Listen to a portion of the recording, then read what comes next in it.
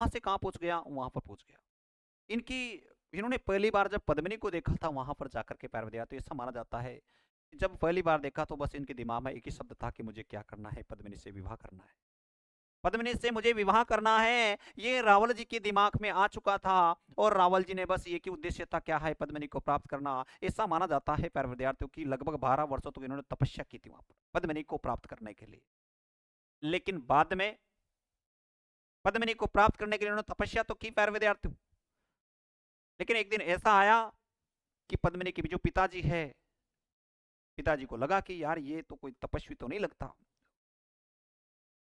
उन्होंने इससे पूछा था, बताइए आप कौन है, आपके जो हाथ है वो हाथों से नहीं लगता, आपके चेहरे से, आपकी बॉडी लैंग्वेज से ये नहीं लगता कि आप कोई महात्मा हो, कोई साधु हो। आप तो शक्ल से क्षत्रिय लग रहे हो, और क्षत्रिय को क्षत्रिय पहचान सकता है। तो इन्होंने सच बात बता दी कि साहब वास्तव में ये था, क्योंकि मैं चित्तौड़ का महारावल रतन सिंह हूं, और मैं बप्पा रावल का वंशज हूं, मैं गोइल वंश से ताल्लुक रखता हूं। ऐसे शब्द बोले। और दूसरी बात, मेरा जो उद्देश्य है वह यह है कि मैं आपकी पुत्री पद्मिनी से विवाह कर।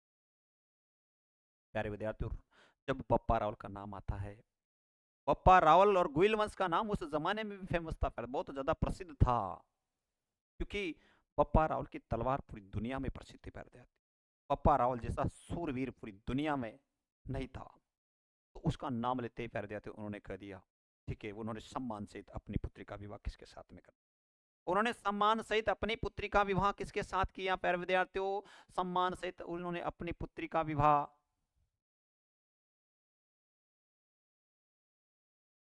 रावल रतन सिंह जी, जब रावल रतन सिंह जी के साथ में उन्होंने विवाह किया, तो रावल रतन सिंह जी वहां से फ्लाइट से टिकट कटाया होगा रे प्यारे विद्यार्थियों, वहां से आते हैं और कहां पहुंच गए, चित्तौड़ में।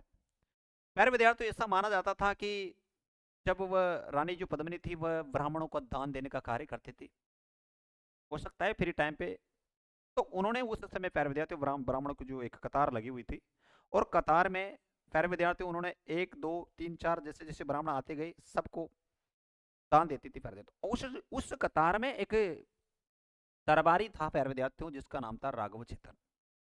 राघव चेतन ने जिस दिन पहली बार देखा, और उसने चर्चा सुन रखे थे कि मेवाड़ की महारानी इतनी सुंदर है, इतनी सुंदरी पूरी दुनिया में से ज्यादा कोई सुंदरी नहीं है, लेकिन उसने पहली बार जब देखा प्यारे विद्यार्थी, तो उसके दिमाग में एक ही शब्द था, क्या, कि मुझे क्या करना है, पद्मिनी को प्राप्त करना है।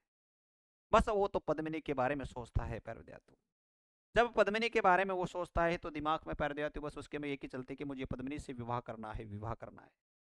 लेकिन इसका जब पता लगता है, किसको, राघव चेतन को, सॉरी, रावल रतन सिंह जी को, रावल रतन सिंह जी को जैसे पता लगता है, पता कैसे लगता है प्यारे विद्यार्थियों, क्योंकि वो जब निगरानी कर रहा था तो उस समय अचानक वो पद्मिनी को देखने के लिए आया था। उस समय प्यारे विद्यार्थियों रावल जी ने अपना जो कटार थी वो फेंकी, और उसके यहाँ पर सीने में लग गई। उस समय वो वहां से फरार हो जाता है। लेकिन जब उसका जो निशान था वो वहां पर लगा रावल जी को कटार पे, तो उसमें एक खुशबू थी प्यारे विद्यार्थी, और वो थी खुशबू, चंदन की खुशबू।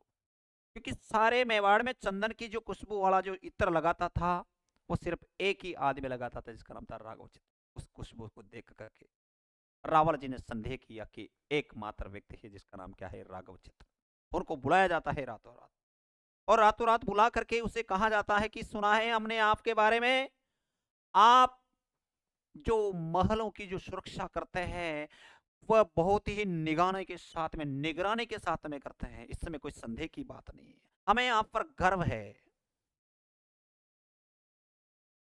राघव चेतन ने कहा, बताइए आप कहना क्या चाहते हैं। कहना ये चाहते हैं कि आपने जो कार्य किया है उसका एक ही निर्णय है,